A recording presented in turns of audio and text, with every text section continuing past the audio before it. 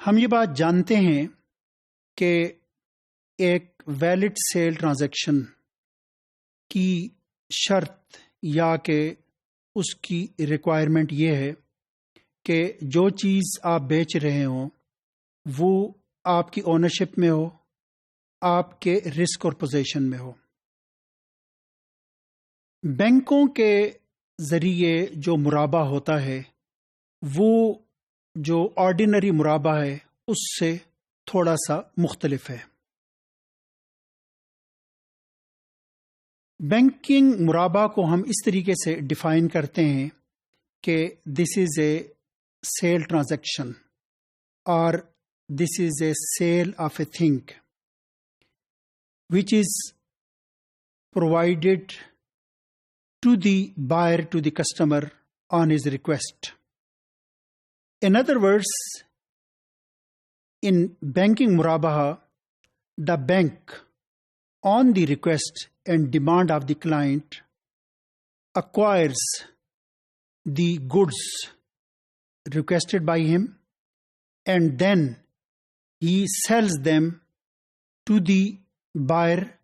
to the client, to the customer after disclosing its cost price and adding profit margin charge on it or added to it.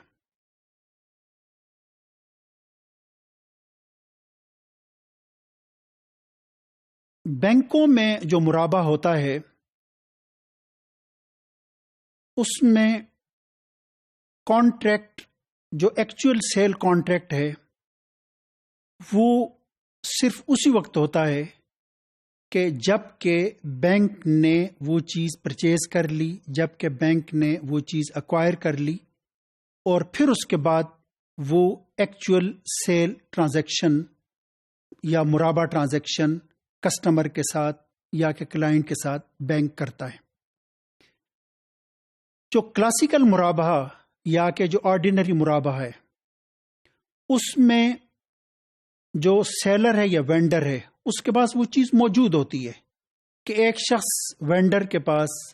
تاجر کے پاس،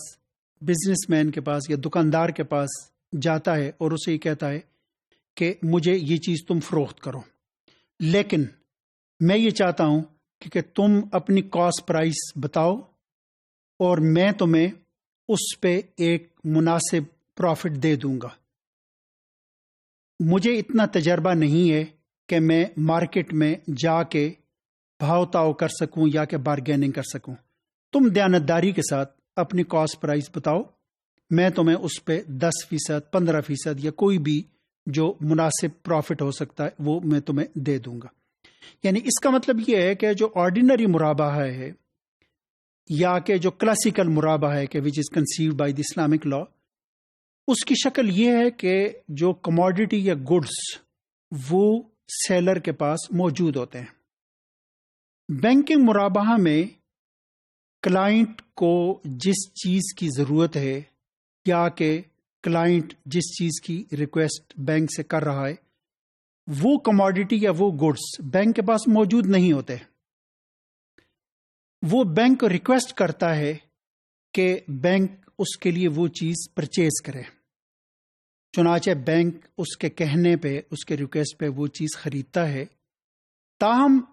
جو چیز bank خرید رہا ہے وہ اس کی ملکیت کلائنٹ کی نہیں ہوتی، کسٹمر کی نہیں ہوتی، بلکہ بینک کی ہوتی ہے۔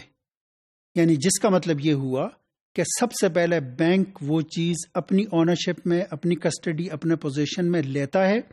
اور پھر اس کے بعد وہ چیز اسے سیل کرتا ہے کہ جس میں بینک اسے یہ بتاتا ہے کہ اس کی کاسٹ پرائس یہ ہے، ایکسپینسز اس پہ یہ ہیں اور پروفٹ اس پہ 10% یا کہ 12% ہوگا۔ ہم اس کانٹریکٹ کو sale of non existent thing نہیں کہہ سکتے، یعنی ہم یہ بات جان چکے ہیں کہ نان ایگزسٹنٹ چیز کی سیل نہیں ہو سکتی، کہ جو چیز ایگزسٹ ہی نہیں کرتی۔ اس صورت میں ہم اس کو نان ایگزسٹنٹ سیل اس وجہ سے نہیں کہتے کہ بینک تو مرابہ کر ہی اس وقت رہا ہے کہ جب کہ وہ چیز ایگزسٹنس میں آ رہی ہے، بینک اسے پوزیس کر رہا ہے، بینک اسے ایکوائر کر رہا ہے، اون کر رہا ہے، تو اس کے بعد وہ بینک اسے سیل کرتا ہے. تو لہٰذا ہم یہ نہیں کہہ سکتے کہ جو بینکنگ مرابحہ ہے وہ sale of non existent thing ہے. اور اس میں یہ بات بھی ہمیں ذہن میں رکھنی چاہیے کہ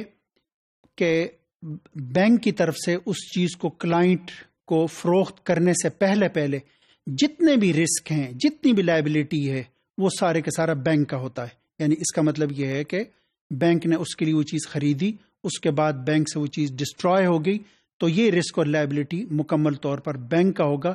کلائنٹ اس کا ذمہ دار نہیں ہوگا. تو اس طریقے سے ہم یہ کہہ سکتے ہیں کہ بینکنگ مرابحہ جو آرڈینری مرابحہ ہے اس سے تھوڑا سا مختلف ہے.